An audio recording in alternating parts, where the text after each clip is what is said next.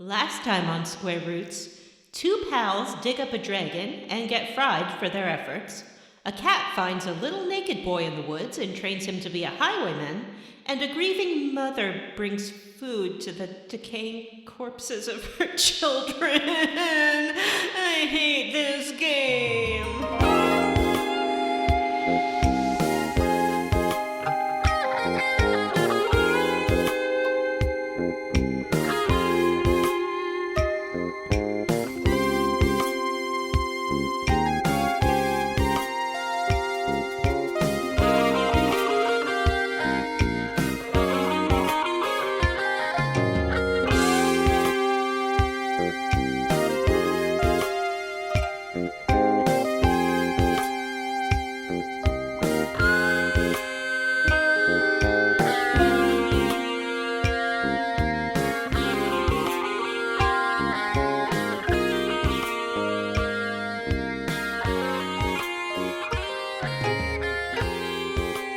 Hey everyone, and welcome to Square Roots, the classic RPG podcast. My name is Jim Banks. I am joined by Matthew Van Zant. Hello. Johnny Stallion Man Brandon. Nay. And Vanessa. I'm Vanessa. And this is a podcast where we play and talk about your favorite classic RPGs one chunkarino at a time. We are in our second episode in our Breath of Fire 3 series. How's everybody feeling about it so far? All right. It's long, but it's fun. This is a fun game. It sure is an RPG. Yes. It sure is. I think it feels really in our wheelhouse. A return to our roots.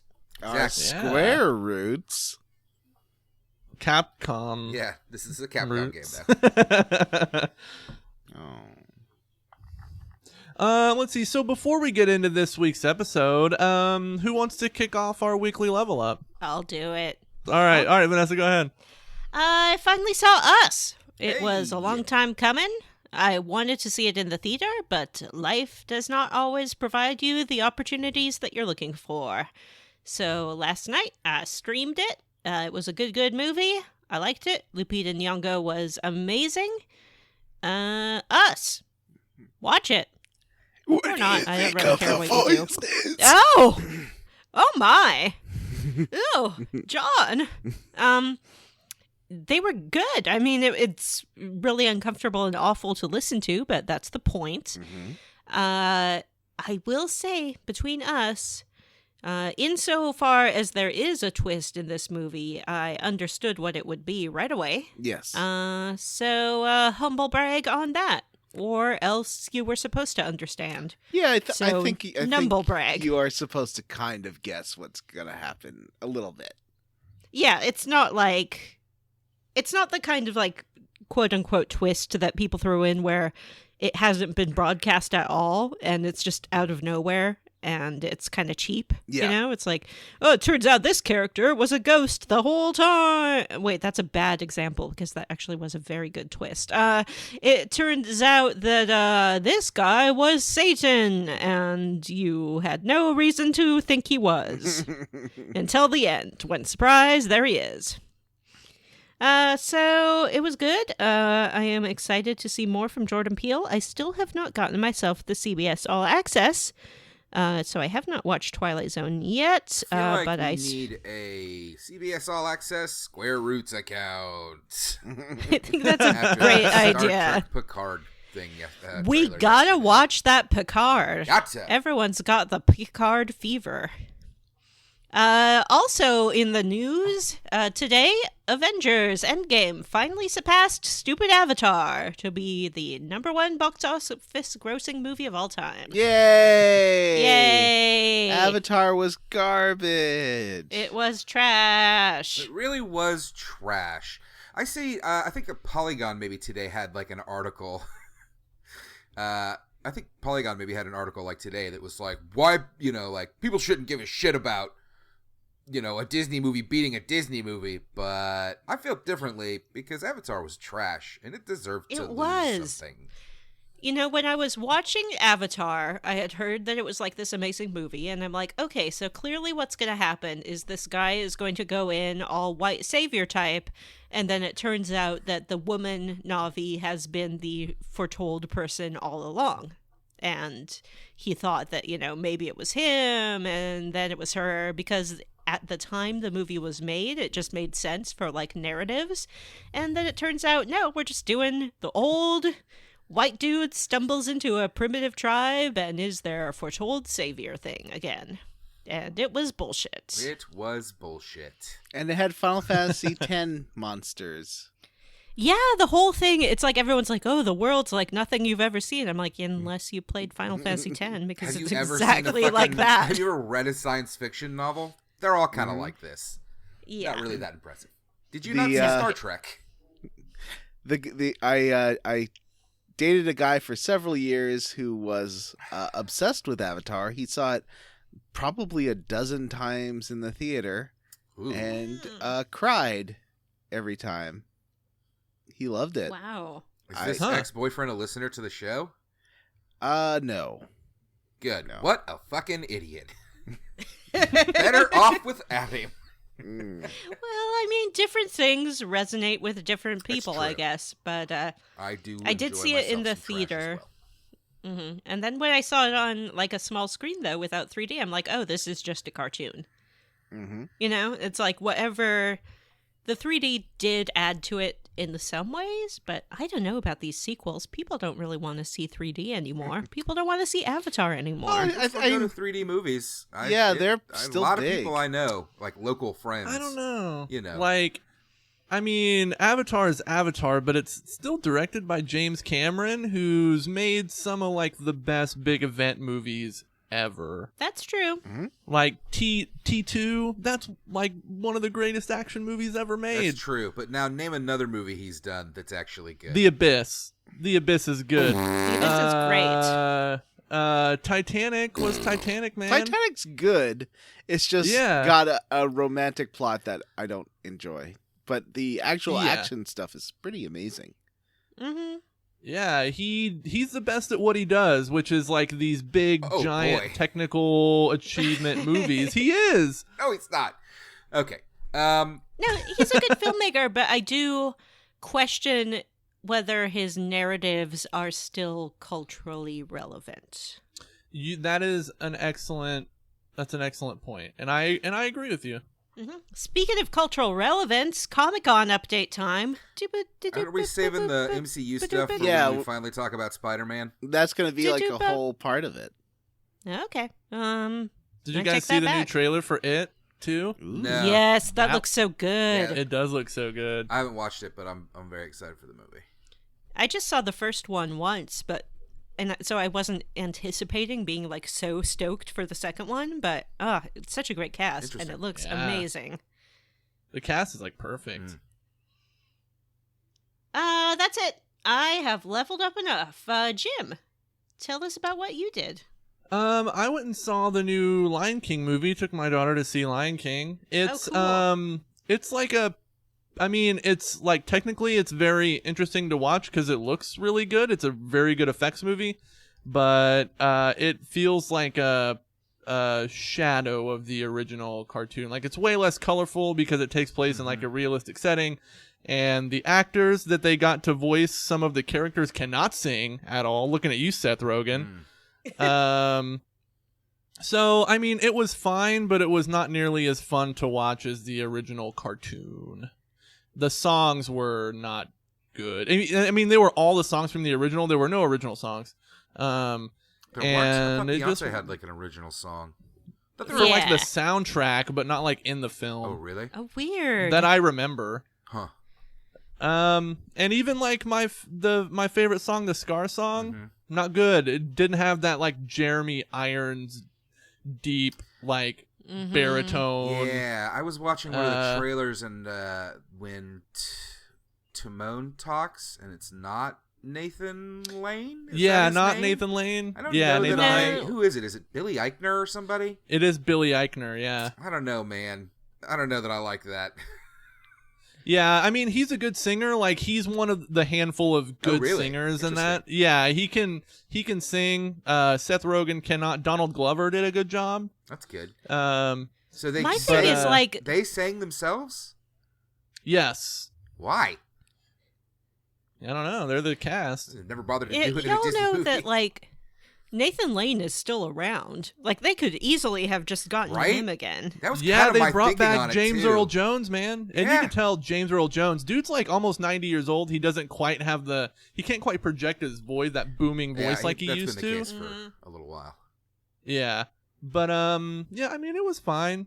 It was exactly the same as the cartoon. Like, there was really nothing original about it, except you got a little sequence of a dung beetle pushing shit across the savannah. Oh, that's just what I want. Yeah. So you got that little bit of realism. I've also been listening to a band called Pup. They released an album a few months ago called Morbid Stuff, and it's probably one of the best, like, punk, post-punk albums that I've heard in a really long time, and I think it's my favorite album of the year so far. So check out Morbid Stuff by Pup. Are you talking about Skinny Puppy? No. This is a band from Vancouver called Pup. Vancouver, BC or Vancouver, Washington? Vancouver, BC. Oh, maybe John knows them. I've never heard of them. They good, and they're very socially conscious. So whenever they do a tour stop somewhere, they always partner with like a local charity, like a local like pro-choice organization or like a women's shelter to bring awareness wherever they go, which is cool. So yeah, they're a good band and they seem like a good bunch of dudes. So check them out. John, how did you level up? I leveled up mostly by, well, I watched a show called Frasier. Okay, no. You, John, I've been giggling to myself about what you have written for your level up in our shared notes document this entire time, and I demand that you do not bury the lead, sir. What is car cranking, John? Oh, car cranking. Well, first of all, I didn't write that. But who wrote car cranking? I think probably Vanessa. So you can't prove that. This guy sent me a message, and he's from Germany.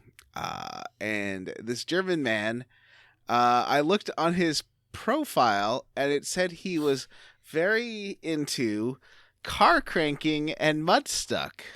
And I was like, well, I don't know what that is. So I Googled it. And now I do know what it is. Would you like to know what it is, Matthew? Yeah. Okay, so imagine, well, let's say in this instance, a pretty lady.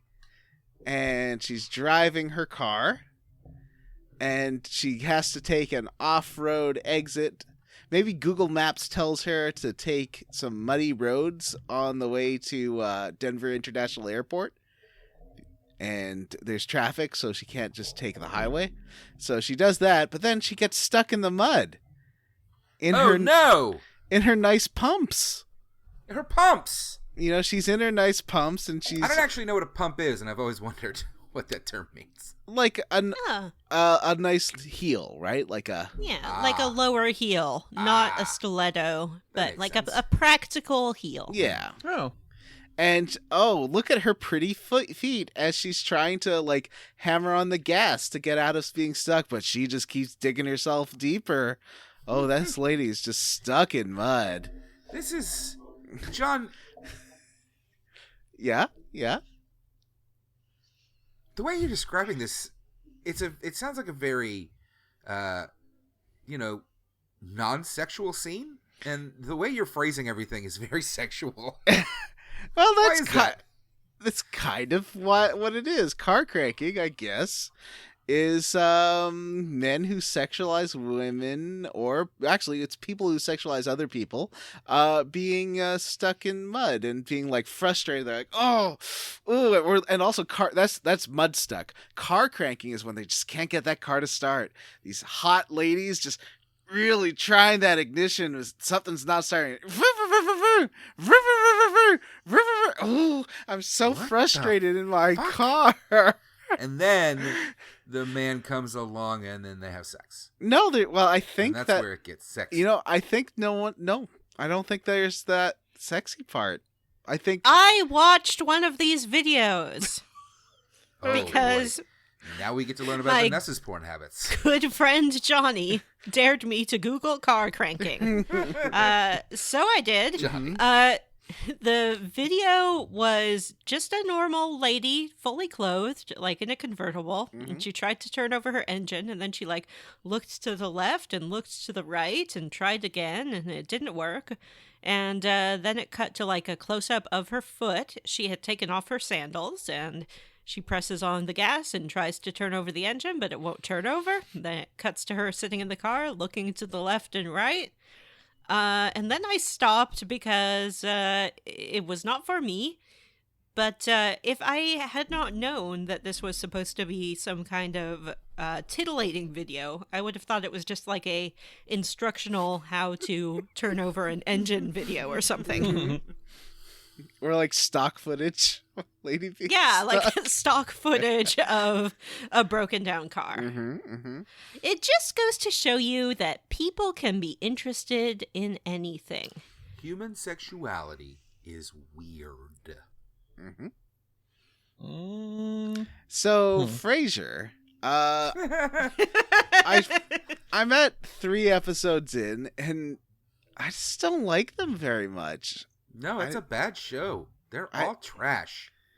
I don't like Frasier. Just- I don't like his brother. just watch I don't like Cheers. his dad. I just think they're all just. I like Daphne. She's fun. Niles and Daphne's relationship is super gross the whole time. Maybe I should just watch Facts of Life or something instead. You should watch The Nanny, the perfect sitcom. I don't think so. What about Cheers? I've been. One of the biggest, most culturally relevant sitcoms ever. You know, I'm about 3. I got about 3 or 4 seasons into Cheers. I mean, It does kind of dull after that. That's a chunk. You know what show I loved? Mad About You. That's Why the are they life I always wanted. mad about each other. I never understood it. Just a little New York apartment and some nebbish husband and a dog. I could have had that life, but I played too many video games. I only watched one episode of Mad About You, and it was the one where the main guy takes Viagra for the first time. Oh. That's the only one. That's the only one that I remember watching ever. I remember Sounds that hot. episode of Mad About You where he was like trying to convince Sigourney Weaver to go back to that planet, and she's like, "No, would you build a colony on there? It's full of aliens." He's like, "Aliens? Come on, Sigourney." I get what you're doing. And then he a robot, I think. Or maybe a clone. No, and then he tries to kill her with a face hugger. Yep. Yeah, it was a weird show. Yeah. All right. Is anyone else want to level up? But Matthew we're needs not to going go. to talk about Dharma and Greg? Come on. Well, John, What about 2 guys, a girl, and a pizza place? John, I have a suggestion for a television show that I think you would like quite a bit if you wanted to ask me how I leveled up. How did you level up, Matt? John, I watched a Canadian show called Schitt's Creek. Is it a comedy about rural Canada and how dumb rich people are? Because that's every Canadian TV show. So I That's watched a the show framing called Schitt's device Creek. of the show. I will say that's the framing device of the show. Mm-hmm. But that's not really what the show's about. Okay. Schitt's Creek is about a family of uber-rich weirdos that lost everything and have to move into a motel in rural Canada. And it's delightful. It stars Eugene Levy, and his son, Daniel Levy, plays his son, David, on the show. And his daughter plays the town waitress for some reason. And his daughter on the And- show is played by somebody else. But she's delightful, too. And the mom is and Catherine the main- O'Hara. And yeah, she's amazing. I don't want to say friend, but his social contact, their social contact character is Chris Elliott, who I'm actually not a big fan of. But whatever. He's definitely playing it the most broad of anybody else on the show. Yeah, for sure. His show's got a lot of heart, and it took maybe half a season for me to get going. And then once it started really making me laugh, I fell in love with it. And now I'm 5 seasons in, and it's definitely rocketed to the top of my best sitcoms list, up there with your Communities and your 30 Rocks and your Parks and Recreations and your It's Always Sunny in Philadelphia It's a good show. I'll watch 6 episodes, and if it doesn't get good by the end of episode 6, I'm done. Yeah, okay. It's really good, and I enjoy it. And to our listeners, I would say definitely check it out. I was able to watch it on YouTube TV. It is on... Oh, no. It's on the U.S. Netflix right now. And I don't know if it's just going to be there now or if it's going to vanish soon. So watch it while it's there. It's delightful. Yeah, the episode where Eugene Levy and Catherine O'Hara get stoned, and then he tries to have like a heart-to-heart conversation with his son about not caring that he's a pansexual is hilarious. The whole episode where he kind of comes out, they don't hide it. He's clear. I think he's pretty clearly queer, but they don't really want to get into it. And when they finally do decide to get into it, it's pretty fun. And it's nice. It's accepting. It's a very progressive show in that regard. And I do think that Daniel Levy is my favorite person on the show. He's just wonderful, and I hope that we see him in other stuff in the future. Me too. That's it for the level ups, gang. Quest log. We have a lot of quest log to cover this episode, listeners. Yeah. This was a hefty chunker. By the way, a slight note. change. Yeah, slight change to what we announced last time. We're not playing all the way to Angel Tower because we all have lives. I'll just re-record that part. I'm bummed out because the character's name is Garr, and I sneakily changed it to Garth right before we started talking about it. And then we all went on a fun conversation about how we were going to Garth Tower to see Wayne. Well, we can try that again. We actually meet Garr very briefly in this episode. You do see him. We do. Yeah.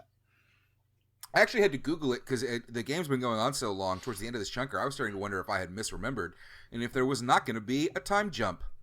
And there may or may not be. I'm not going to tell you, but I know the answer. Why would you bring it up if there wasn't a time jump? That's a crazy thing to do. No, I'm just saying, like, if there wasn't a time jump, it would be an absurd thing to have made up in your head. Well, fucking spoiler alert then. I think at least I know people have posted about it, and I think maybe one of our emails about it mentioned it. Oh, we got a hefty email with lots of good tips. Okay. Yeah, it definitely, from what I looked at, goes from the cute aesthetic that I like a lot to like a sexy, cool anime aesthetic that I'm less of a fan of. All right, well, I guess it's time for the quest log! Yes. Let's do it. So, where did we leave off last time? Last time we met with Loki, and he had a job for us. No, that's not true at all. Yeah. Is it not? Well, we made it. We need to go to we killed the new, and we made it back to our homes, and it's springtime now. Yeah, but I don't think we talked about meeting Loki. I said like... We did mention it. We just mentioned it. Yeah. We didn't say what he asked. Yeah, we make it to the village, and we think that everybody's going to go full, like, pitchfork mob on us, but they're actually very grateful that we killed the new, and they can actually eat stuff now. And then we get followed around town by a man in a green cloak, or I guess a person in a green cloak, it doesn't specify gender, I don't think, who says that their name is Loki, and they want us to break into Mayor McNeil's mansion, steal the money that he unfairly taxed from the villagers, and redistribute it. Now, Mayor Weird McNeil plan. is the mayor of McDonald Land, right? Mm-hmm. That's Mayor McCheese. Oh, sorry. Yeah, I liked this conversation because Loki starts out the conversation with, like, this guy's really bad and greedy, isn't he? And Ray just goes, yeah, a lot of people are like that. What do you mean? He's like, well, no, he's differently bad and greedy. He's like worse than most people because he's super greedy. Okay. And you have to, unfortunately, you get locked into the series of events if you do this one. So before doing that, you might want to try fishing. There's a first master you can meet who helps really?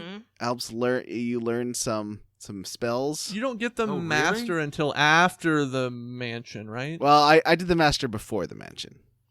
You did? How? You just can go once you defeat the new. You can go walk around and get. Yeah. Who is it? Is it Just Who's go the first find him. master? Somebody emailed about Bunyan being a master. Is it Bunyan? Oh, I thought the first master was Bunyan, dude. I missed No, Bunyan. it's some other guy. It's not Oh. Bunyan, but I did miss Bunyan as the first master, and I feel very bummed because I don't think I'm able to go back there for a while. Is that You why I'm would having love such a to hard have time with this Bunyan as game? a Is it because master. I haven't met a master? This No, game's like kinda you tough. don't learn them. So the way the apprentice master thing works is you agree to apprentice. You pick a character to apprentice under a master, Mhm. and you learn skills depending on how many levels you've gained since you agreed to become an apprentice. So And you do have a safe like. word. Yeah. So for example, if you Cheesecake. choose to apprentice under Bunyan, you get one skill, I think, at like 2 levels up. You get another one at 5, another one at 10, and like another one at 15 or Oh, 20. that sucks. So And you have to go back and now. And you have to go back and speak to the master to get the Oh, skills. that's annoying. And only you can apprentice multiple people, I think, under a master, but you can only one character can learn a skill. Yeah. So when do I get to go back to get freaking Bunyan? Because, well, we'll talk about Not it. in this chunker. Mm. Yeah, and I don't even know if we'll be able to go back to that town in the next chunker. It's so goddamn long. Yeah, that sucks. Well, there's other masters to meet. I did find a like master. Bunyan. I did find a master at the end of this chunker, right after the end of this chunker. But it requires you to have 15 weapons in your inventory before they will apprentice you. Whoa. I sell I all have my two. stuff. I found a master who wanted all my money, so I gave it to him. Oh, That's called financial domination. yes, he's a Findom. I have a couple of masters. I got that one guy. Maybe he's the one. The Findom. Yeah. Mm-hmm. Yeah, I think I have Findom, and then I have this other guy who's just like, I'm not very good and I don't know much. So I let Nina learn from him. Anyway, so I'm cool with stealing from the rich, and let's call it adjusting. What was that inequality? There's Redistribution of wealth. Yeah, okay. So we're gonna do some sneaky redistribution of wealth. Yeah. So Except we wait the whole until- town is narcs. yeah. So we wait until nightfall, and we're looking for a way into this compound, and we find like a newly rebuilt area of the wall that when Ray leans on it, it just falls over. Yeah, that's great. And so begins like a series of bribing or doing favors for these guards in order to get around them. Yeah, it doesn't seem to want you to fight the guards. It just they just kick you Yeah. out if they catch you. So it's The a stealth section. the first guard here wants 50 zenny, Mm-hmm. which if you go around to the left side, there's another cloaked man who's like, I'm trying to break in here too. Don't tell anyone. Here's 50 zenny. And then you can just give that money to the guard instead of spending Unless your own you money. fail a few times, in which case you have to keep giving him 50 zenny. Yeah, he'll Yes, stop yeah. giving you money. Yeah. And so we get past that one. There's another one who's looking for his wallet, which you can find in like an upper, like a hallway kind Yeah, of thing. kind of. You have to move the camera around because it's kind of in a corner. I don't know Yeah. how to do that. Hold- R1. Hold down. Hold Okay. hold the right shoulder and then move the analog Yeah. stick. Oh. Yeah. Yeah. And then there's another guard who says you can get by, but he wants you to kill the dog, so it looks like you got past the dog in order to infiltrate, Right. so we have to fight a little mini boss. Here's a job dog for thing. Johnny. Classic Johnny. I felt bad. What'd this dog do? Nothing. Yeah, this dog is innocent. Dog meat was innocent too. No, you're totally right there. Both were good boys and did not deserve their fates. I did like that the guards pretty much all let you bribe them because they don't get paid very well. Yes. There's another guard who's guarding the chicken coop who you have to tell him that his girlfriend is thinking about absconding with another man. And there's like many men pursuing Mimi. Is there? Yeah, Mimi is very popular. Yeah, there's one guy looking at Mimi through the bushes, and he seems to be very intent on hooking up with Mimi. If you talk to Mimi, she is in the process of wooing a guy who seems very into Mimi. And is she? Because he's like, would you like to spend some time with me? And she's like, I don't know. Oh, I thought it was supposed to be like it seems like she's into it. Oh, okay, so maybe it could be that he's just jealous because she's getting sexually harassed so much. I don't know. I think that this guy had cornered her. She is trying to get him to go away. Oh, okay. And the other guy who's eavesdropping is also into her, and so is the guard by the chicken coop. Poor Mimi. That must be a terrible workplace. Mm-hmm. I assume she works there helping take care of the chickens. Let's talk about these chickens. Oh, let's. Yeah, so Tipo decides that he's gonna get something out of this if we don't make it into the mansion, so he decides to try to steal some eggs. Yeah, well, after you tell the guard that Mimi is cheating on him, he runs off in a fluster, leaving the coop unguarded. Mm-hmm. So we go in and try to steal some eggs, and we're beset upon by a giant rooster named Rocky. Ah, yes. And now this Ray boss party wiped me once. What? Because he turned all my characters into eggs. Oh. He's a tough rooster. He is. He has an attack called Ovum where he can turn your characters into eggs. And I like when he turns Ray into an egg, Ray still has his little tiger tail that's poking out of his egg, which is funny. I love when Tipo suggests stealing the eggs. Ray is like, we should probably be aiming a little higher than eggs. Yeah. But you beat Rocky, and then all the chickens escape the coop and just go crazy. So the guards are preoccupied with finding the chickens. Yeah, the sprite for Rocky is gorgeous. It's a really cute, like super immense chicken. Like this chicken's the size of an elephant. Yeah, it's huge. Yeah, He'd make a lot of buckets of fried chicken. A lot of buckets. No, you see cows in this game, and this chicken is much bigger than the cows in this game. Oh, by the way, I want to talk about something because I just figured it out this morning. When your characters die in battle and are revived, they are revived with a 10% penalty to their max HP that stacks until you rest at an inn. So like if your characters are killed 3 times in one session, like in between inn stays, and then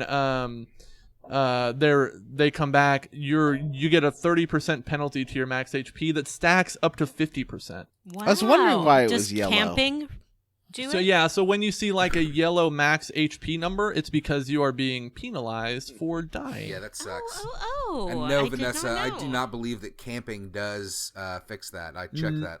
Yeah, it doesn't. Camping does not fix it. You need to stay in an inn. Dumb. Interesting. Yeah. I was like grinding with Nina and Plop, my main character, and I couldn't figure out why Nina only had like 28 HP and kept getting killed, and I was like, so I had to Google it, and that's what's going on. Oh boy. Wow. That's frustrating. I have found this Yeah. game to be tough, but not like hard. Just kind of annoyingly. It's tough. very well scaled. There's one section I found where the difficulty got way harder, and that was right at the last of this chunker. Right at Momo's tower, suddenly it gets way more difficult. I found. I could be wrong. Everyone will have a different experience, and that doesn't mean that one person's experience is wrong and one person's is right. The only person who can tell us what the right experience is Chad Mozart.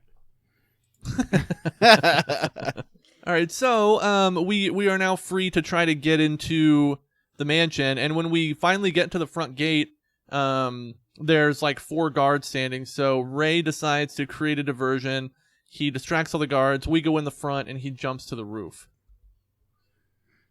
So we make it in, and almost immediately are beset upon by a ghost. We sure are, but I like this ghost. It announces itself as a ghost right away. It's very obviously a ghost. Yeah. It does not try to trick you, and that's all I ask for in a ghost. It looks like a Boo from your Super Mario's. Mm-hmm. Yeah, I forgot to heal my characters here and got totally murdered by this ghost. Oh, no. Oh, no. I was playing really badly at the beginning of this chunker, but I got better. And we have to make it through this kind of maze of a mansion where we have to fight, I think it's like 4 ghosts before we make it to McNeil. Yeah, 4 or 5. but I think there's... I think we fight 4, and the 5th one shows up to become part of the big ghost. Okay. Yeah, that makes sense. Yeah, so we make it through the inner part of the house until we get to the roof, and then we find Ray after we find his grappling hook.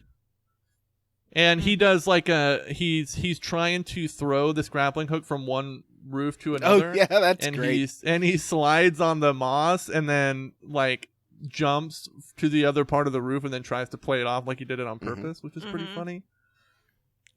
That section was, I felt, long before you get to Ray. Mm-hmm. It was, because there's a lot of moving through. There's a lot of enemy encounters in this game. I think that's what it is, because if you think about it, a lot of these, it's only like 3 or 4 rooms that you go through, but they seem to take for fucking ever. Particularly if you're, like, most areas have some sort of hidden treasure of some kind. So if you're keeping an eye out for that, and doing whatever extra puzzles are involved, even just a few rooms can feel like a fuckload. I've also noticed every time you enter a room, even a sub-room within like a screen, every time you enter a room you get into a fight, and anytime you like go up a level, like you know how there's like stairs and stuff, anytime you go from one platform to another platform, it seems to pretty much spawn a fight almost right away. Mm-hmm. So you can sort of plan on when you're going to get into a fight, because it's when you walk into a room or climb up a ladder or change screens. I mean, I also get them every few steps. I mean, it's not every few steps. Yeah. But certainly, you get in a bunch. Yeah. And I don't remember, who were the enemies at this point? I feel like the enemies have constantly been a little tougher than I like. Like, it kind of annoys me. They do a lot more damage. I find myself healing a lot. I find myself going through my AP, my magic, quickly, and it frustrates me. Maybe I just need to spend some time grinding? I don't know. This is something I meant to bring up. I wanted to bring up while I'm thinking of it. The amount of experience that this game hands out for fights seems totally arbitrary and never seems to like have anything to do with the difficulty of the battle you just fought. It's always based on how many enemies were on screen or how many enemies you killed, because if they run, you don't get the EXP for them. And you can fight like a hard enemy that can almost wipe your entire party and get 15 experience for it. And then fight a room full of slugs and get 150 experience for it. It's also divided by the number of people in your party. So you'll get more. It is? Yeah, because you'll get more if there's one person in your party alive or in the fight. I mean, that's usually the case in RPGs. Yeah. So that's definitely something to look out for too. I found the difficulty spike at Momo's tower was such that I had to grind for about half an hour in order, and plus learn how to fight them, because I don't know if every set of enemies has tricks, but it does seem like there's tricks to defeating every enemy that can make it really fast. Yeah, there do seem to be a lot of weak points, and they talk about it a lot, which can be helpful, but again, can also eat through your magic points really fast. Momo's tower thankfully has a bed that you can rest in at basically the start of the thing, so you can kind of grind around there for a little bit. It's true. So yeah, you'll meet that one ghost, and he says he's a ancestor of the current McNeil. There's a great parlor that I love with all the pictures of the McNeils. which when you defeat like the fourth one, it has a conversation between all the different portraits that was delightful. Yeah. Because Tipo starts out very afraid of these ghosts, and then the more he encounters, the more relaxed he gets about them. I like how he just eventually cuts them off because they all show up and like announce themselves like in a very verbose way, and eventually he's just like, "Yeah, can we just fight you?" Yeah. And that last one's like, he didn't even let me talk. Yeah. So we make it to McNeil, who's seemingly sexually assaulting. Well, a lady. I'd call it Fun. Yakkidy Saxxing lady. Yakkidy, that's- John, what is that? I mean, it is some not a Benny Hill thing. style shit. Yeah, it's a Benny Hill style. She doesn't seem to not be enjoying it.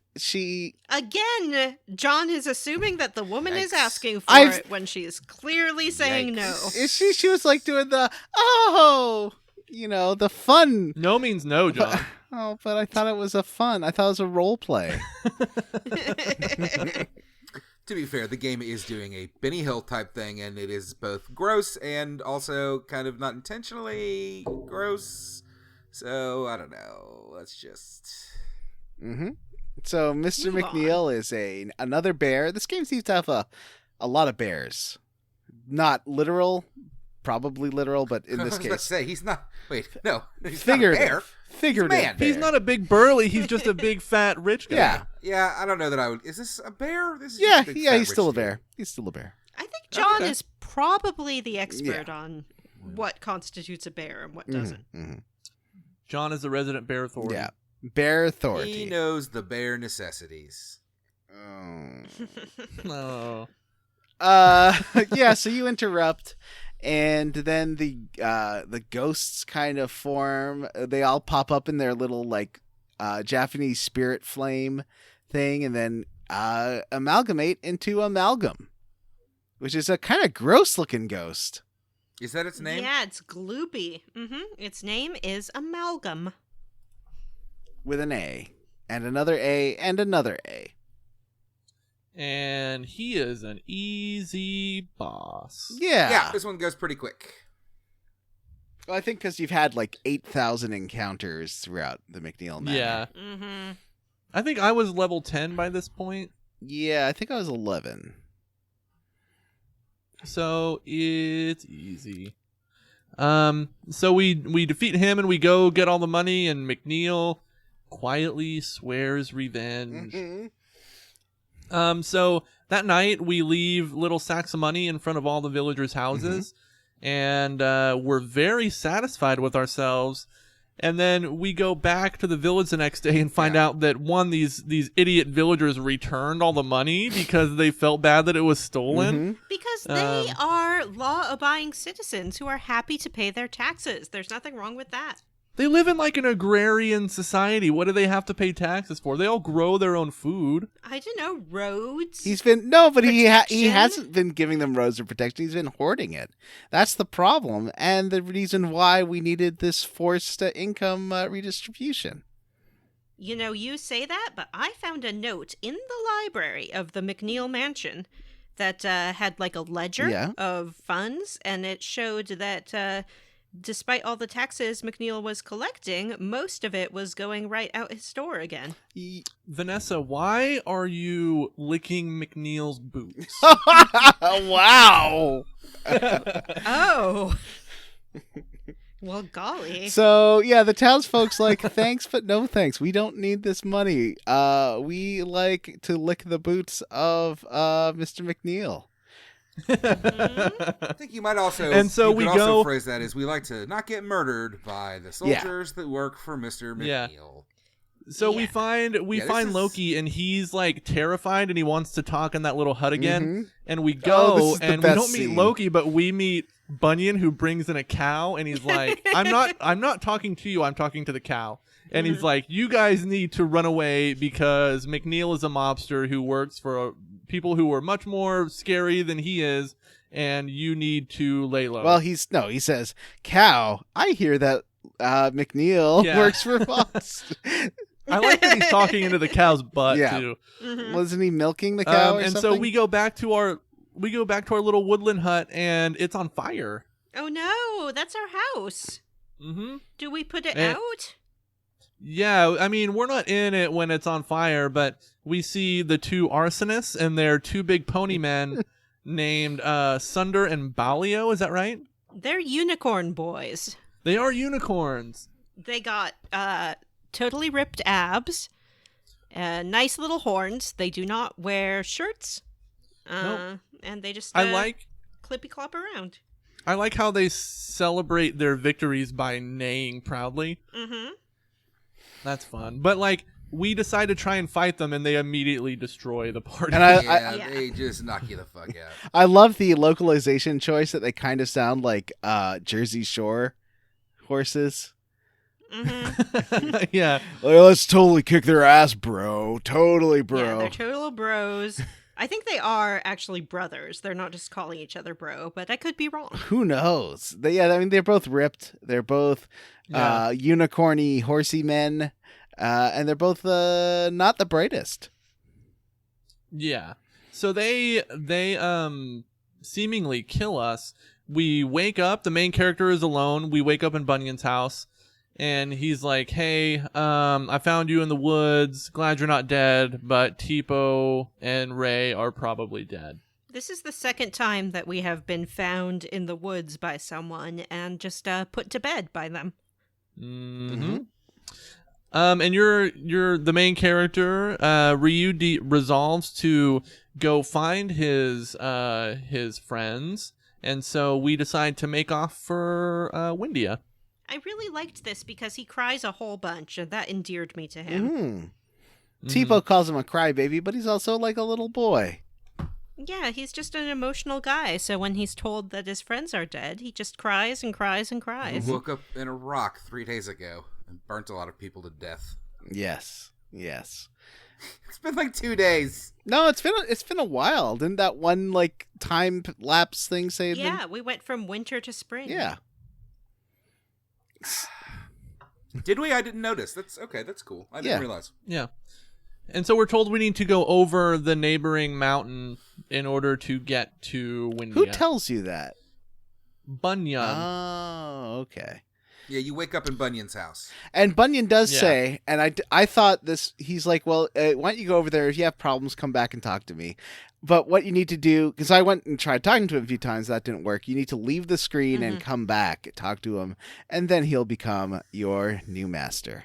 Oh. That's what happened to me too. I thought I'd run into Yeah. like a rock that I couldn't move, and maybe he'd joined the party, but it did not happen. And right now I've got that wizard guy with the big Facebook as my master. And the problem is that depending on who your master is, your stats level up differently. So you want Bunyan for Ryu because that boosts his like defense and attack. Well, I've got Magic Man that just boosts his intelligence, basically. This is killing me. So I'm 10 hours into this game and I fucked it up. I don't have a master. I'm not leveling correctly. I'm like level 20 at this point, so I'm well past the point of like no return. Yeah, I don't think I can get I'm- back to Bunyan for a while. I'm apprenticing under Bunyan, and so like John said, depending on who you apprentice for, your stats, certain stats will go up when you level up. My power, so like my main character is apprenticing under Bunyan, and my power stat raises like 5 or 6 points every time I level up. Ugh! It's a big boost to like your strength and your defense and your agility too, I think. Yeah, this game's not great at communicating things, and it kind of sucks that you have this like tiny window to get Bunyan. Yeah. So we make it to the mountain, and at the top of the mountain, we run into the Stallion brothers again, the Stallion boys. And they're like, what? One of them is like taking a leak off the edge of the mountain. Yeah, and he's like, bro, give me a minute. I'm taking a yeah, bio and you go break." to sneak by him, and he's stupid, so he thinks that you're a ghost. Well, he thinks that you're a zombie, and then he thinks that you're a vampire. And then his brother's like, no, he's just like a regular kid, and then he comes up and stabs you in the gut. And you turn into a dragon, and they're like, whoa, this kid turns into a dragon. Let's sell him to the Windian royal family. Yeah, he straight stabs you in the back, and like the sword is Yeah. to the fucking hilt in your gut. Yeah. It is. You vicious. your character falls over and the sword is sticking out of your body. They do not have a problem killing children. I try. You know how if you press circle, you can swing your sword. While the one guy was peeing, and he's like, "Hold on, bro, I'm just taking care of this." I went behind him and tried stabbing him in the back a bunch of times. That doesn't work. So they put you in a cage and take you to Windia and try to sell you. And so they're like, "We have a dragon and it's amazing." And they take the sheet off of the cage that you're in, and you're just a crying little boy inside the cage. And they try to kick it over and over to get you to turn into a dragon. And the king says, "Enough of this." He calls you charlatans, which is funny. And then says enough, and then for some reason arrests the victim of this kidnapping, which is you. Well, he thinks you're part of a and con. also the horse boys. He doesn't know you're. Yeah, a victim. I guess I could see That's that. a weird assumption, though. And you're obviously crying in this cage too. Yeah, you're crying as they're like knocking this cage over. Yeah. But they still arrest you, and so you're in your own little cell, and then the horse boys are in the next one. And there's a sleeping fat frog. There's a sleeping fat frog that I couldn't figure out how to get into his cell. There's a treasure chest in there.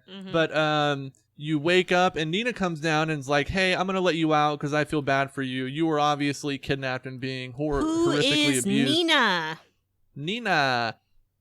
And she gets totally Describe played. who she is. Come on. She gets totally played by You these just horse boys. Keeping going on here?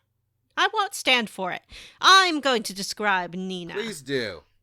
Please. Nina was sitting in a little throne next to the king, so we presume that she is the princess. She has nice curly blonde hair and a big pink bow and a cute little pink dress, and she is adorable. Yeah, I like her. She's a little girl. Yeah, she's a little girl. She's good at the magics. She's surprisingly okay smacking people with her mace.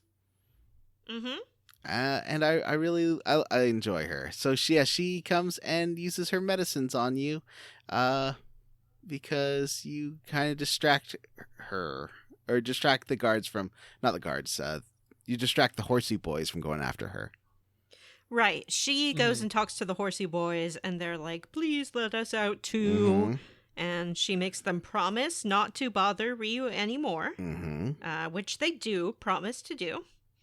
And then she lets them out, and they decide to kidnap her because she is a valuable find. Well, So she's perhaps a little naive. yes, I think a couple of times her and Ryu's naivete comes into the forefront, and this is one of those times because she trusts them, and they just go ahead and start kidnapping her, and you need to save her, but you are stuck in your cell. I tried to call for help. You just got to run your head into the door a couple times, and you break it. Yeah, there is a guard, but if you call for help, he's just like, "Are you having a nightmare? Shut up." So, like a real prison guard would do. Yeah. And so you escape, and you go trying to confront the horse boys again, and they seemingly kill you again. But you wake up, and Nina's there, and she said she found a place to hide, and the horse boys left. When they try to kill you again, I did transform into a dragon. I did too, and I tried to kill them, and they killed me while I was waiting for my dragon form to charge up. But Nina wakes you up and says she gave you some medicine, and that you need to escape, and the only way to do it is through these catacombs. I got so confused in these catacombs. I almost gave up. Well, I did too. We've all been, I don't know if we've all been, but Matthew offered a Prima guide, an old Prima guide PDF that I used that is not well written, and it's... No, it confused me even more. It actually made the description of this puzzle worse, because... Oh boy! That guide is got. I'm sure it was the graves. Yeah, I also. This is why I looked it up though. It was this puzzle. I was like, I didn't like the FAQ. I was like, I don't understand FAQ. So I went to find the Prima guide. Yeah. The FAQ is better than the Prima guide on this one. The Prima guide just makes no sense. It is. So the whole thing here, there are these tombstones in the catacombs, with one giant one off to the side. You need to press a button on the big giant one and then press the correct buttons on each of the other tombstones in order to, when you get to the last tombstone, select the correct series of multiple choice answers that are on this tombstone that will eventually unlock the entrance to the royal family. You can tomb. also unlock treasure. Yes, if you pick the wrong answer on like one or two of them, or just one of them, and then go press the big one again, it'll drop you into this lower section with a bunch of furnaces, where there's a treasure, and then you can climb up and get the treasure that's in the middle of the main. I think you have to press the seven green responses, and then go back to that big one to drop. Like you have to press a certain in order. It gets this puzzle's. It's super confusing. Mm-hmm. I was very confused. I couldn't find one of the graves because you have to like drop down to get it or something. So I kept thinking I was doing it okay, and I wasn't. It took me forever. Zombies and thunder ghosts. Mm-hmm. Yeah, the thunder ghosts really helped me level up later, but. Yeah, it's super confusing, and like you said, none of the guides are really good at explaining what you have to do here. But eventually you get, like, all of the tombstones have just 2 choices for you to choose from.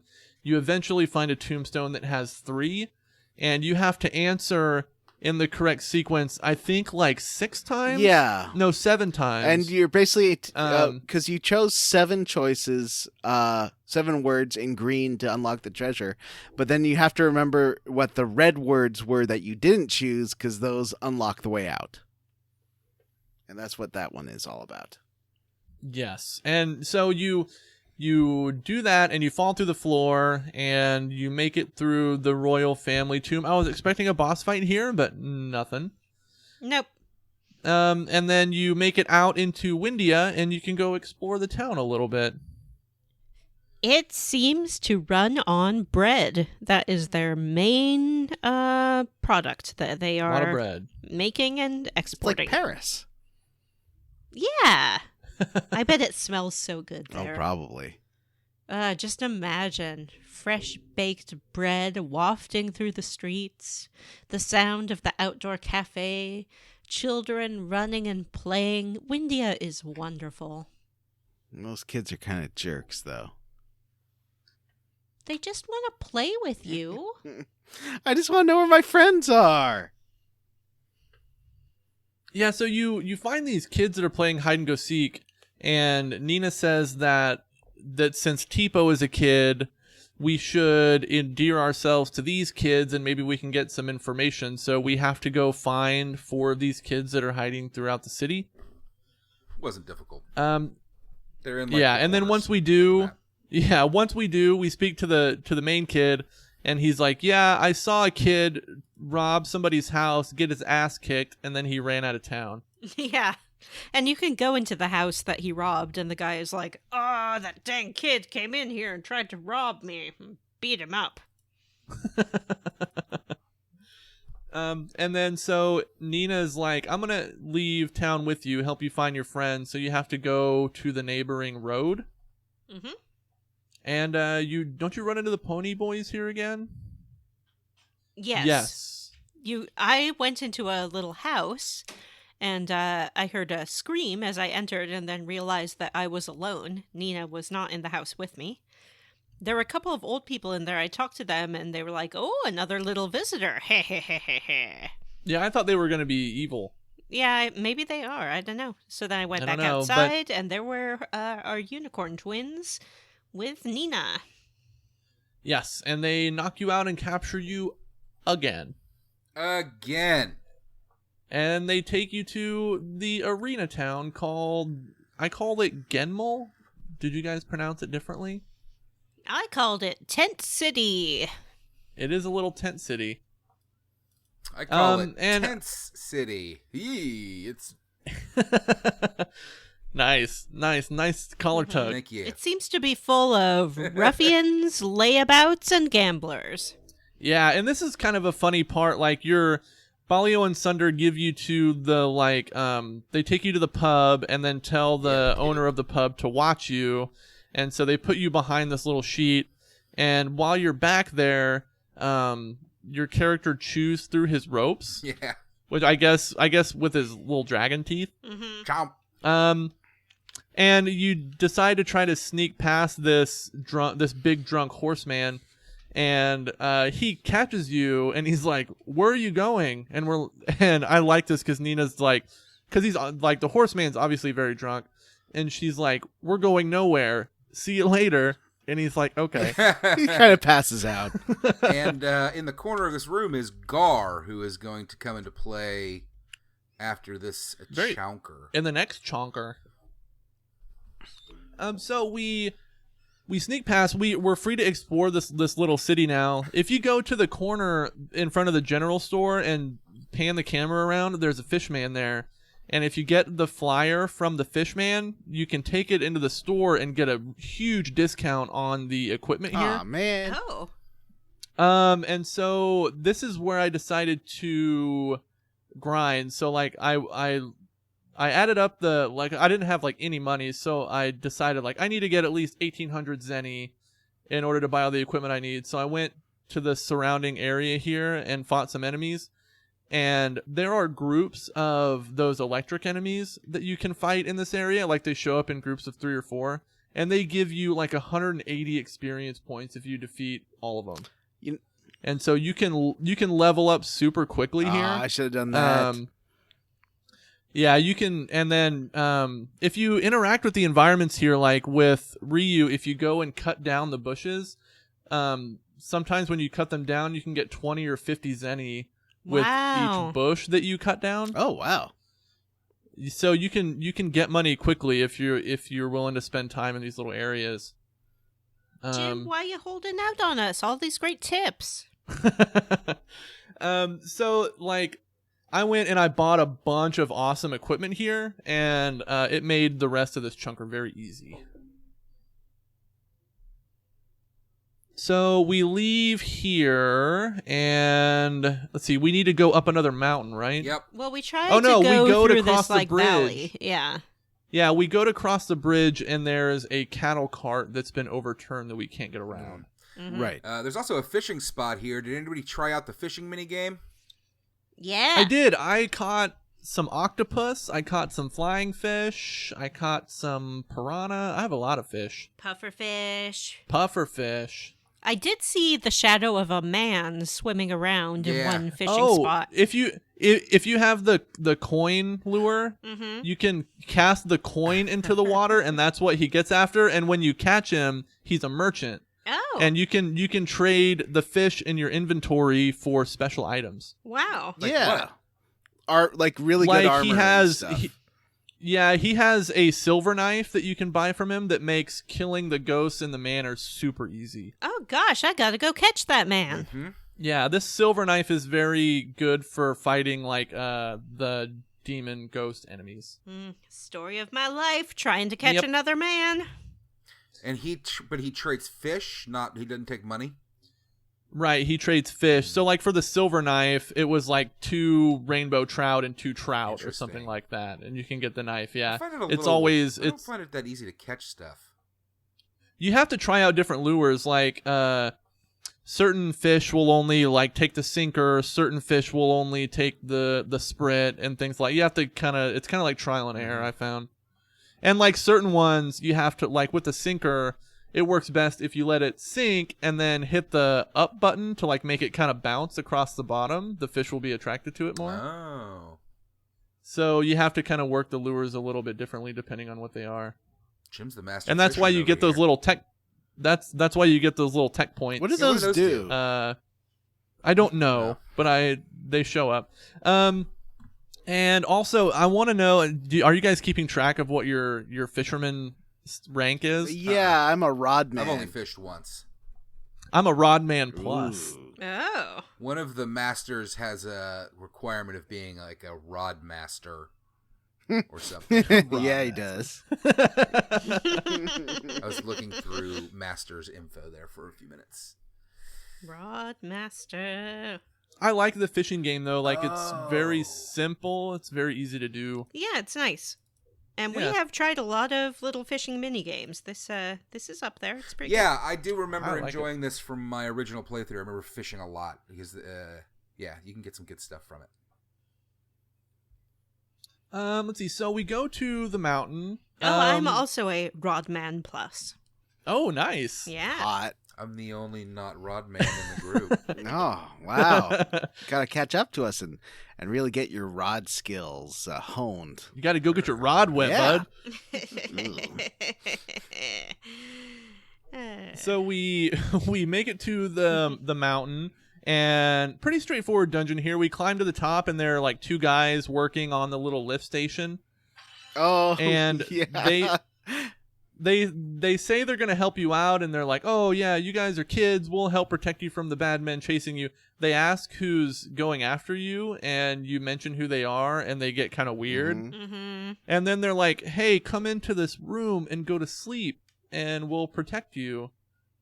And they lock you in, and then turn you in to the bad guys. And poor Nina just can't figure out that you've been locked in there, and she's like hammering on the door and saying, excuse Yeah, me, she's like, sir. "Hello?" You accidentally locked this door.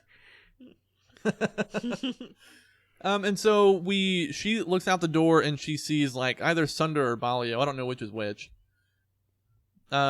And you decide to escape. So she figures out that the lift controls are powered by Chrism energy. So she decides Remember to that. use her little magic wand to activate it, and that's how you escape. Yeah, she has Chrism, and she shoots it at the gear.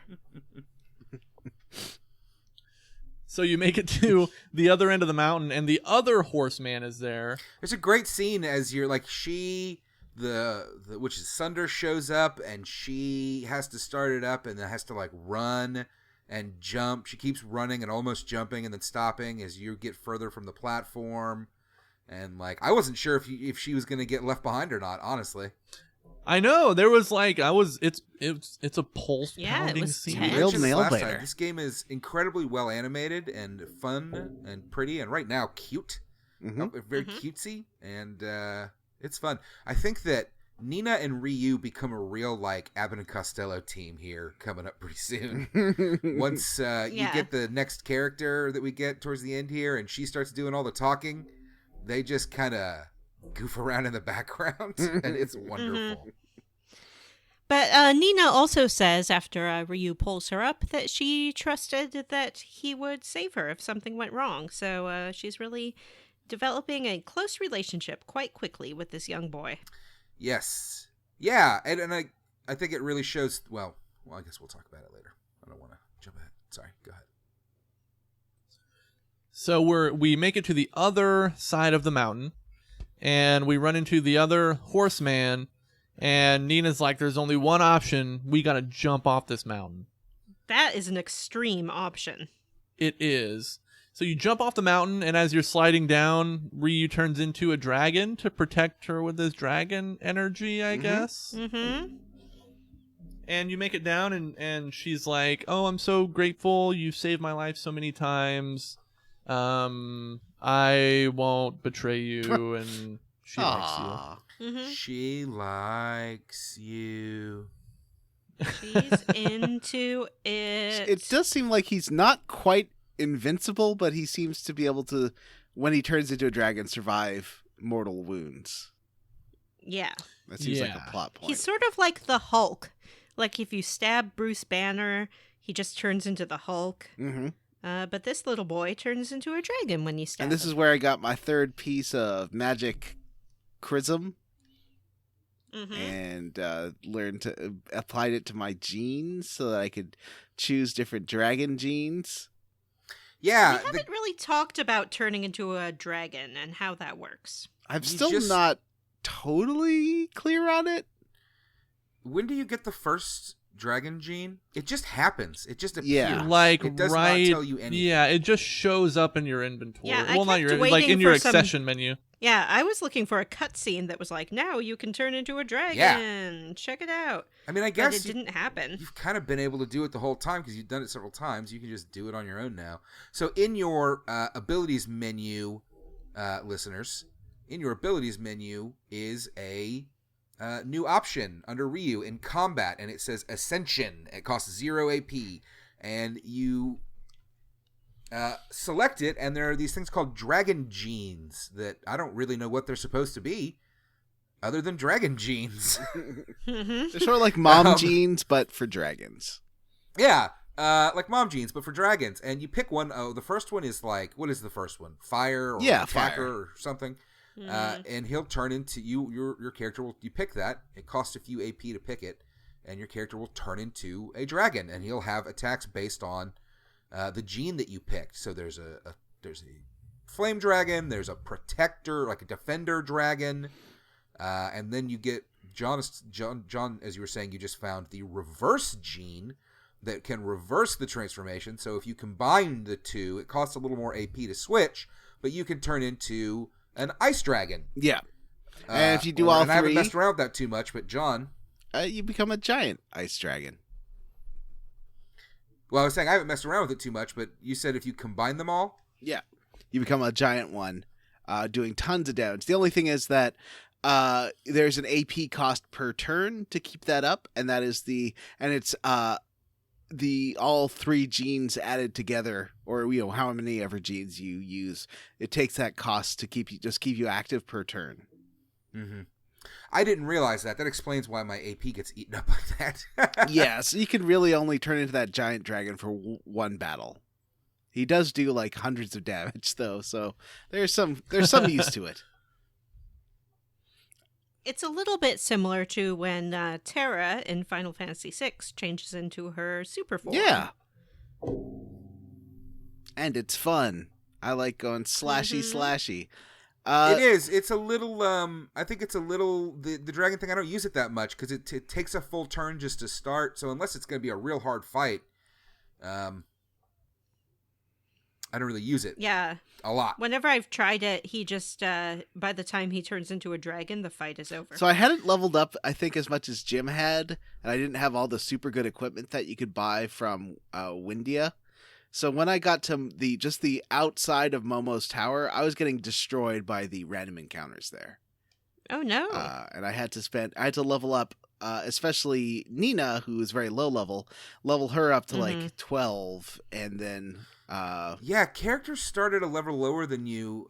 There's another one that's about to join that does too, but she doesn't start at 1. Mm-hmm. They don't start at 1. They just start a few levels below you, as if like, here you go, you're gonna have to work to get them up to speed. Thanks a lot, game. Yeah.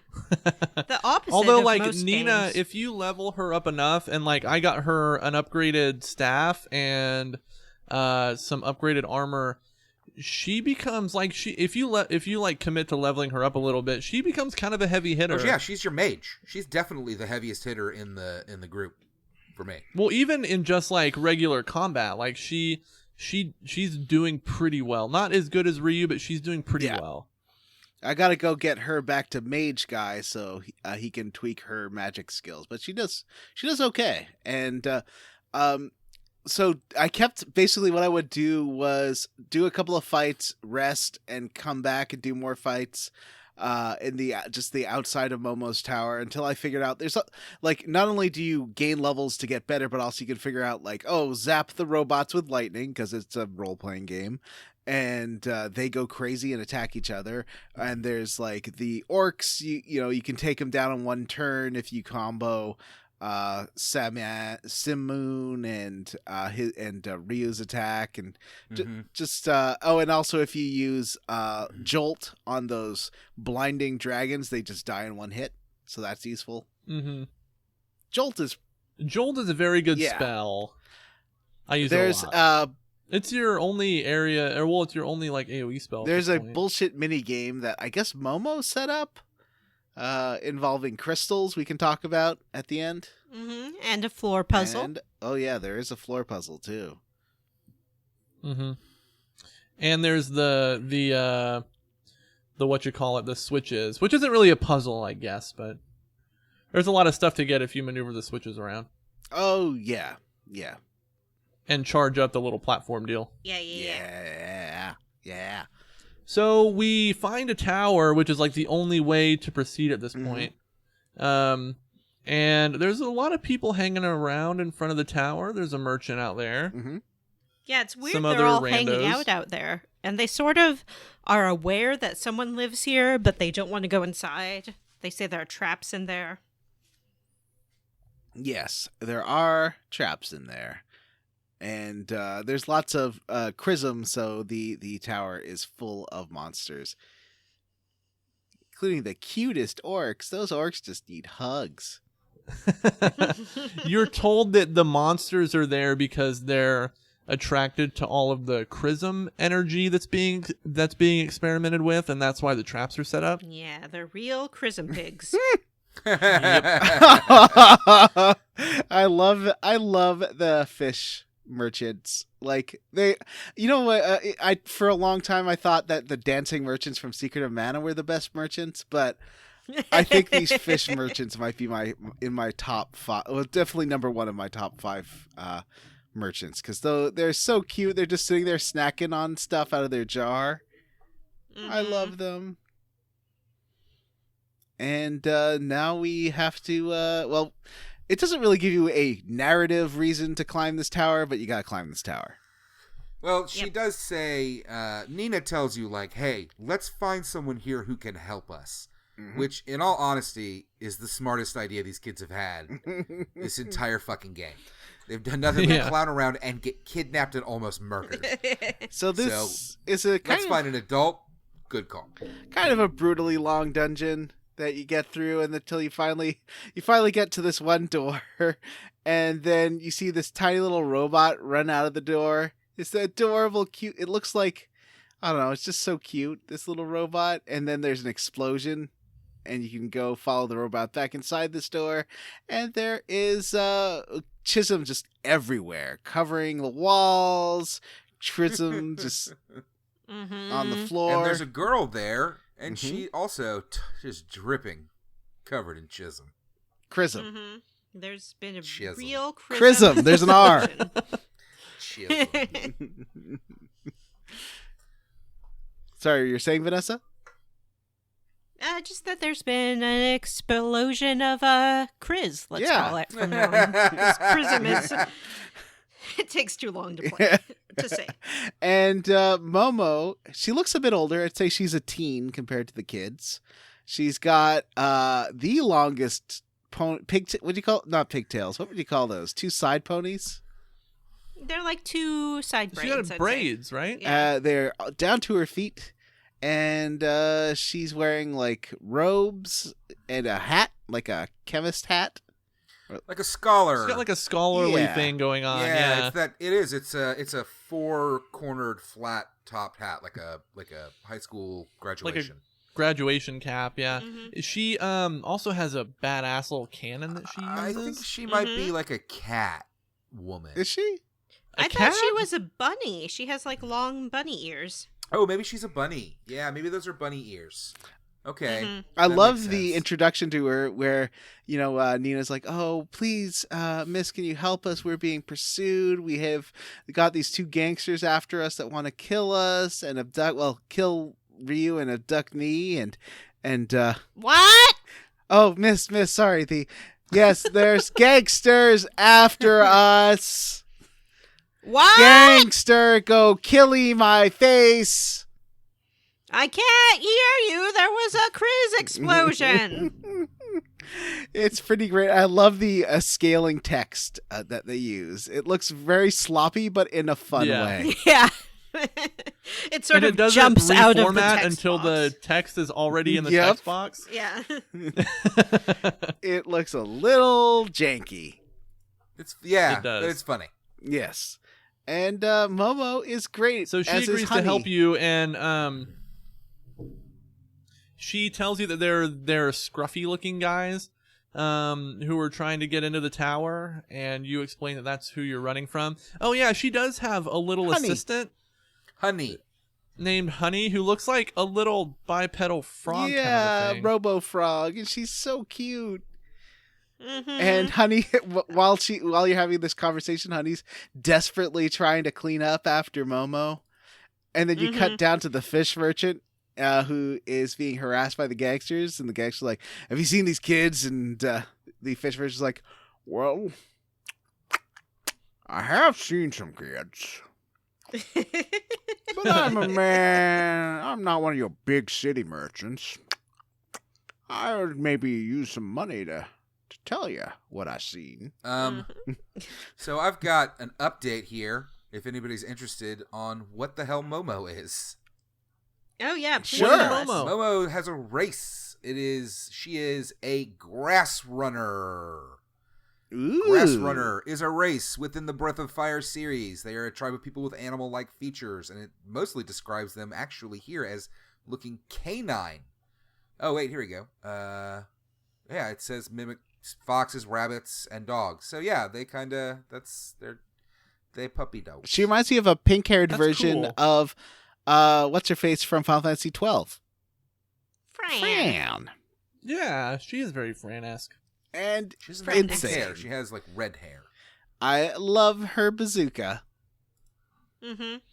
It looks like a cannon, like an old-fashioned cannon that she just It carries does, and around. it's super not accurate. I think it looks like a Yep. telescope, honestly. Right? A cannon looks like a telescope. It does. No, it looks more like a telescope, than like a cannon. But anyway,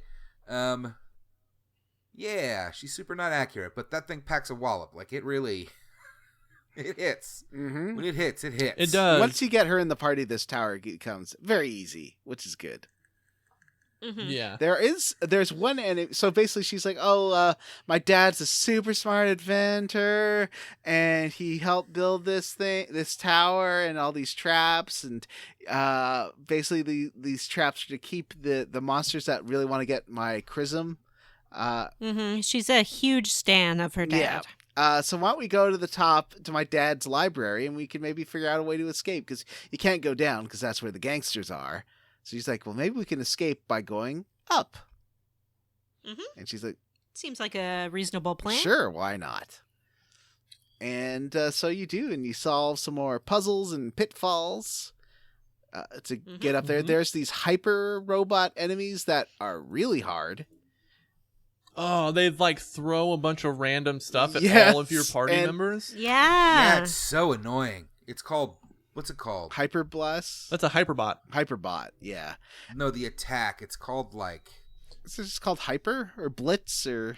Blitz or something. Blitz. Like that. That's And it. really these, fucking annoying. unlike every other robot, if you hit them with lightning, it like makes them superpowered. Yeah. Really annoying. Yeah. But you make it to the top after solving like some puzzles involving these moving tiles where you have to like charge up a crystal or pull switches, and you get some items, and then you get to the top and you find her dad's library. Has she never read the books in her dad's library? I don't know. She's like, this is his library. He was the best engineer in the world. He's got to have the answer here. And his library is filled to the brim with porno. All Yeah. porn. It's It's all porn. 100% porn. But different kinds of porn. Some of it says like not for sale to minors, and some of it says triple X, which is funny.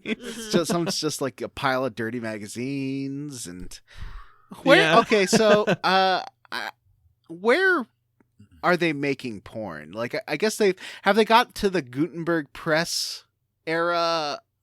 I don't know. And I was wondering what kind of porn was here. Is this like porn with other grass runners, I guess? Or are they It's probably all humans? Or are they fishmen? considering the variety of people that live on this world, you could probably get some real weird stuff. Yeah. Are there's ghosts Yeah, in it Fishman too? on Ghost action. You got your Grass Runner on Tiger Boy action. You've got You got your ghost on ghost. You got your ghost on Horse boy. Brothers together. Oh boy. Ooh, the stallion Horse porn. Bros. Uniporn. I guess that's got to be the title of this episode. Jim did it. Good job, Jim. So do you think it's like magical porn? Like, is it going to be like Harry Potter, where you open up the pages? Has J.K. Rowling tweeted about how porn works? I'm sure she has, right? She's tweeted on everything else works. You see, Neville Longbottom really likes feet porn, so he's got this magical book that's just the feet of everybody in the world. And he spanks to it every night in one of those Hufflepuff orgies.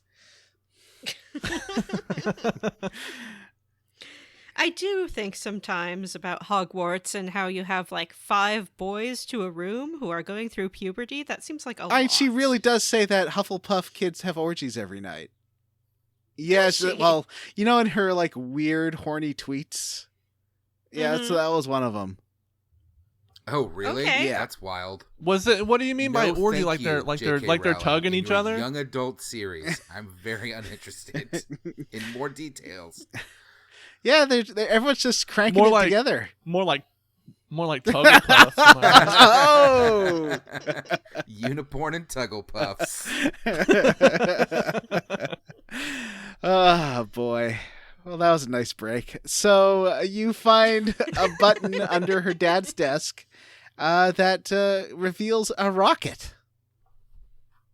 And I A think it's giant gonna be phallic a rocket, long keeping with the time theme of this before room. touchdown Mhm. brings me round again to And We did it. not the dread We that get we in the found rocket. out. It's Oh, funny because you no, can no, see no. Nina and Ryu just kind of clutch onto the side of this fucking thing.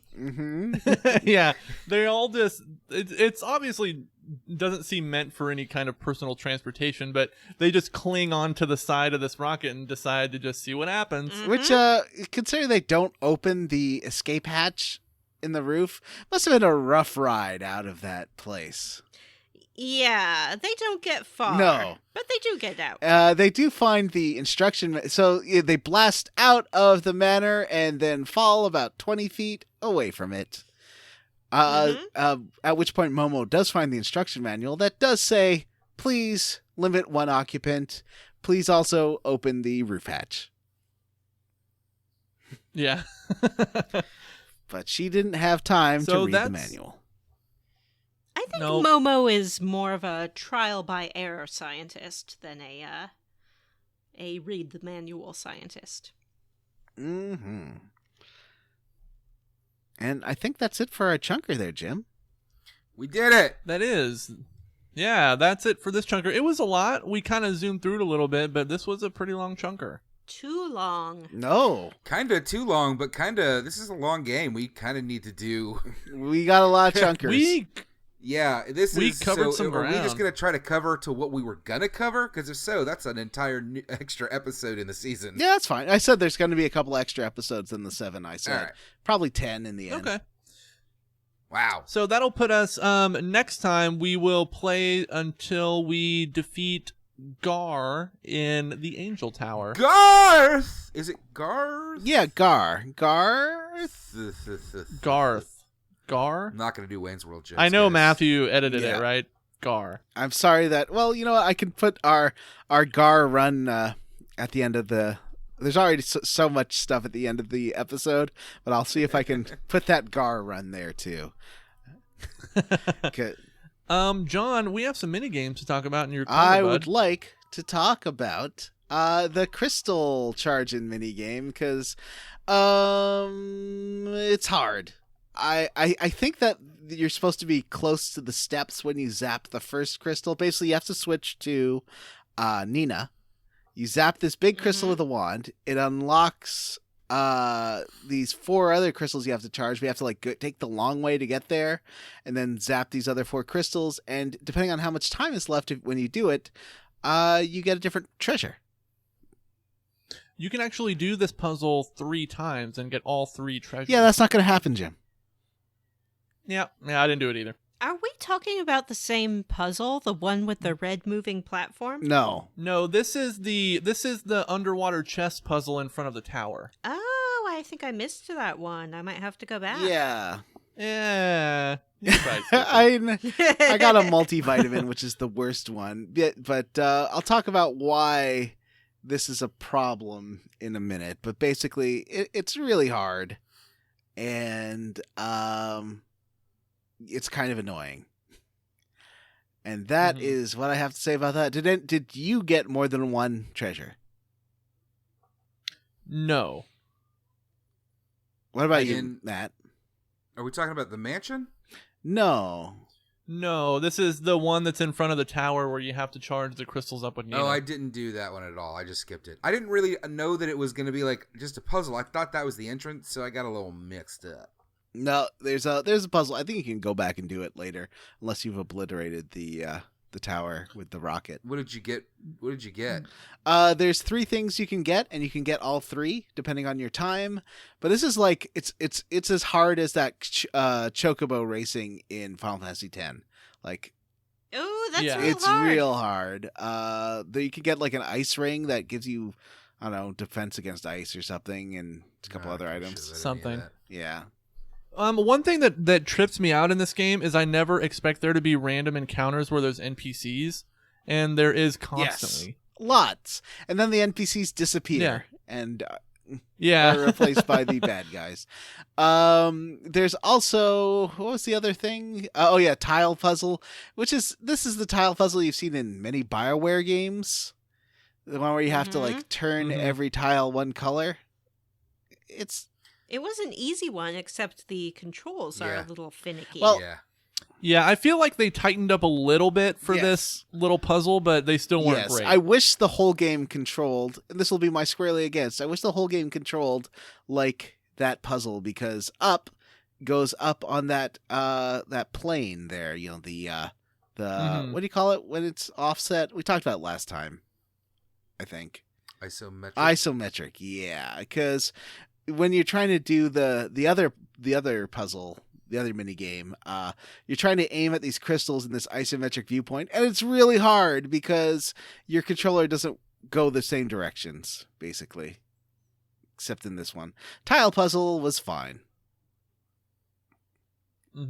So then there's Match a Cube. Match a Cube, that's more of a puzzle than a mini game. I guess that's true. Yeah, that's a good distinction. You match cubes. That one was easy. And how about we go to Squarely Against, Jim? Because I got to run in a minute. So can I just do my Squarely Against and then get going? Sure, yeah, go I ahead. am squarely against isometric games where if you press up, it doesn't match the isometric planes. And you go on diagonals instead, because it makes this game very hard to look at things and interact with objects and do mini games. That is bad design. Don't do this. Yeah. If it was an analog stick, I think it would be fine, but as a D-pad, it is just fucking impossible. This game doesn't control well with the analog, It does by not. the way. Trying to take a corner does not work. It's still bad with the analog stick. Interesting. And for my Squarely Against, I am against this 10% stacking HP penalty for characters who get KO'd in battle. I think that's stupid. And at the very least, it should go away when you camp and rest, but it does not. You have to pay like money to stay at an inn, which is bad. Jim, I'm going to go. Okay. See you, John. Bye, Johnny. everybody. Love Bye, you Johnny. Kisses. Bye, smoochies. Love you. Vanessa, what are you squarely against? I'm squarely against the graveyard puzzle. Ooh, that's the worst. Didn't think that it was intuitive, and well, I say that, but actually I did go around hitting the green buttons, but there was one gravestone that I was missing, so then I got very confused about what I was supposed to do. I don't know, it just seemed not refined. And then the multiple choice one, how would anybody ever know that without looking it up? Yeah, that's very strange. It was not great. Yeah, not a good puzzle. What about you, Matthew? Boy, wish this game would have told me about Masters. That would have been real fucking cool. I'm excited to go back and see Bunyan because I'm going to be able to get some pretty sweet attacks that we'll actually learn about in this email that we have. Ooh. Yeah, so we have an email this episode. It's from our listener, Chris. And it reads, Dear Square Roots, Breath of Fire 3 is my favorite RPG, and it is easily in my top 10 games of all time. Whoa. Here are a few tips.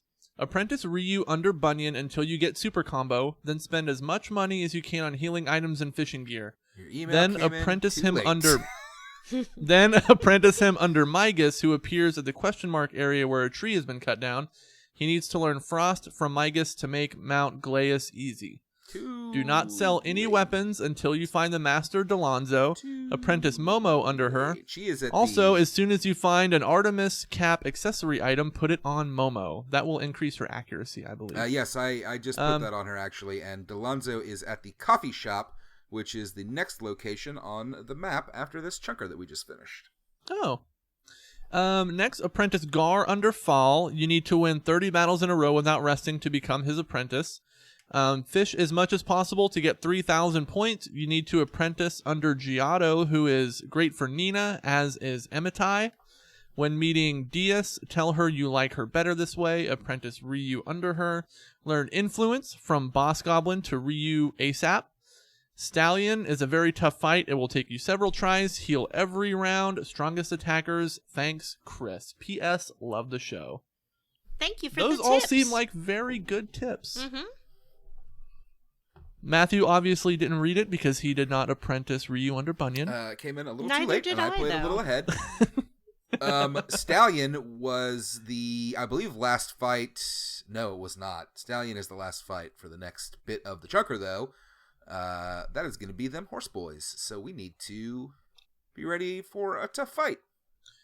Gotta grind. Do some grinding. Yeah, I guess so. We did it, gang. We all did it Yeah, that's together. it for this episode. Let's do, now is a portion of our show where we thank all of our patrons individually for Oftentimes being we plug the great Patreon supporters first, of the though. show. He's Do what? getting to it. Wait, what did I I miss? said oftentimes we plug the Patreon first, though. Oh, I was doing it. Yeah, he's getting to it. Hurry up, Jim! If you'd like to be thanked on the show, just kick us over a little money at patreon.com/squarerootspodcast. For just $3, you can have access to all of our good bonus content like Square Roots Versus or our Instant Classics series, which they're kind of indistinguishable at this point. We're also going to be talking about Spider-Man Far From Home and Marvel at Comic-Con coming up pretty soon. So stay tuned for that. And let me kick us off here in the reading of the names. Zachary Davis, Jim's appendix is not a fan of Ward Childress. Megan Sullivan, Justin Ham, Tyler Perry's Medea's Dis 3 Crazy, Tom Hardman, Benjamin Avner, T. Bumpkins, Sean Walsh, Stu Skeel, Stephen Kroc, Tracy Tanoff, G. Bailey, Dr. Steve Stone, Bobby Midkiff, Brian Pitt, Stop Looking at Me Like That, Sean Gonzalez, Cameron Show, Majora's Mask or We Riot, Samu Mitchell, Naked Orphans is not a good way to start an RPG. Disagree. Ross Hartley, Robert M. Pollum, Ross Disney, Ron, Joseph, and Tom. We would also like to thank Cake Ninja, Robert T., Race Jenkins, Vanessa's mom, God, Fine, say everyone's name, at least it annoys Matt, Brody Toy, Mishi Draws, Kyle, Michael Crawford, Andy M., Matt Jorgensen, Owen Marble, James Hostetler, John Kissick, Vanessa's fourth mom, Resty Kamada, Jonathan Lee, Jordan O'Boyle, Label Sack, Kyle, Vanessa's mom, Real. I added the real there so I would know. Kevin Shipley, Kiva Mosser, Devin Sloan, Jonathan Ellsworth, and Miguel Torres. Reddit is Harold Lauder, Julia Zanella, Julian Titus was a ghost the whole time, DeJethro, Huxley Iguana, Jameson, Jake Dickerson, Gnofford, Randy Pierce, PJ Ennis, Gregory, Worcestershire Sauce, George Brady, Galendo, Jared Collins, Wonderswan, Florian Jonas Kramer, Eric Garby, Jason. And I'll cover John's. We have Ba Weep Grana Weep Ninny Bong, David Shook, An Old Yellering in the Wasteland, Chris Penyak, Cyril the Wolf, Brian Stone, Mary Queen of Scoffs, Bree Girth, Andy Best, Patrick W. Bears, You're a Dragon Ryu, Aaron Bachman, Brady A. Berman has slain the father of Andrew Granieri, Wash in the Wind, Alex Dullard, Just Jerry, R.I.P. Dogmeat, Help, Trendy Beefsetter is on to me, and Nathan Poirot. Hey, I Vanessa. would also like to give a special thanks to Owen, whose name was skipped over for some reason, and we promised to say it several times to make up for it. Here it goes. Owen, Owen, Owen, Owen, Owen, Owen, Owen, Owen, Owen, Owen, Owen, Owen, Owen, Owen, Owen, Owen, Thank you, Owen, Owen. Owen, Owen, Owen, Owen, Owen, Owen, Owen, Owen, Owen, Owen, Owen, Owen. All right, everybody, that's it for this episode of Square Roots. You can have your email read on the air. Just shoot us a note to squarerootspodcast@gmail.com. Come see us at our Facebook group, the Square Roots Podcast Group for smart, cool, very attractive people, or you can tweet at us. We are at Square Roots Pod.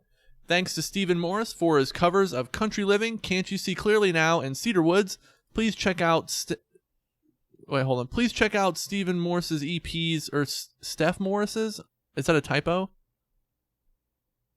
I don't know. We don't know. Please check out Mr. Morris's EPs, Relaxin', a 5-track EP of relaxing Nintendo music, Mega Buster, a 5-track EP featuring music from the first 5 Mega Man games, Cries of the Planet, a 9-track album featuring Final Fantasy VII music, Forest VGM, an 11-track album featuring Forest video game music, The Majority from Classic RPGs and Summer VGM, a 12-track album featuring Summer video game music. Links to these, as well as his Twitter, Patreon, and YouTube in the show notes. All right, and remember, please rate, review, and subscribe on iTunes or wherever you listen to podcasts. It is much appreciated. Yeah. All right, guys, we did it. That's it for this episode. For Square Roots, I'm Jim Banks. I'm Matthew Van Zandt. I'm John Brandon, and I love yanking it to cranking videos. And I'm Vanessa. Bye. Owen, Owen, Owen, Owen, Owen, Owen, Owen.